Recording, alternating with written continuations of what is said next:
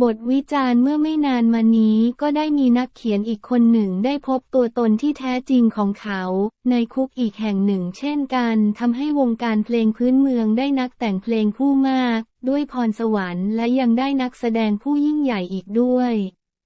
ในวัยเด็กครอบครัวของเมอร์เล่แยกการ์ดต้องอาศัยอยู่ในบ้านซึ่งดัดแปลงมาจากรถในเมืองเบเกอร์เกย์รัฐแคลิฟอร์เนียหลังจากที่พ่อเสียชีวิตเมื่อเราอายุเพียง9 รายเขาก็ต้องเข้าออกสถานพินิจเล็กมากกว่าอยู่บ้านของเขาเองเราต้องออกจากโรงเรียนตอนอายุ15 ปีและ4 ปีต่อมาเมอร์เล่แฮกการ์ดต้องโทษคอขโมยรถยนต์และลักเล็กขโมยน้อยและเมื่ออายุ20 ปีเขาสร้างชื่อเสียงด้วยความยากลำบากในเรือนจำฐานเควนดินและที่นั่นเองทำให้เราได้พบกับตัวคนที่แท้จริงด้วยแรงบันดาลใจจากคอนเสิร์ตของจอห์นนี่แคทร่วมกับการที่เราได้สนทนากับนักโทษที่รอการประหารชีวิตและช่วงเวลาที่เขาถูกขังเดียวทำให้แฮกการ์ดเรียนรู้ว่าเขามีตัวตนอีกคนหนึ่งซ่อนอยู่ในตัวเขา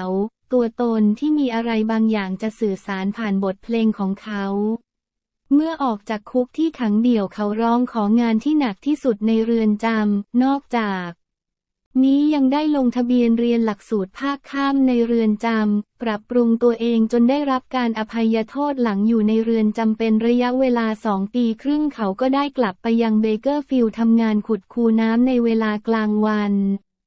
และใช้เวลาในตอนกลางคืนเขียนและสร้างสรรค์งานเพลงภายในเวลา3 ปีก็ได้เซ็นสัญญาบันทึกงานเพลงและภายในเวลา5 ปีงานของเขาก็ติดอันดับ1ใน10เพลงฮิตและนำไปสู่หนึ่งในงานเพลงที่มีอิทธิพลสูงสุดต่อแนวดนตรีคันทรีสมัยใหม่โทมัส เอดิสันใฝ่ฝันถึงการสร้างหลอดไฟซึ่งใช้พลังงานจากไฟฟ้า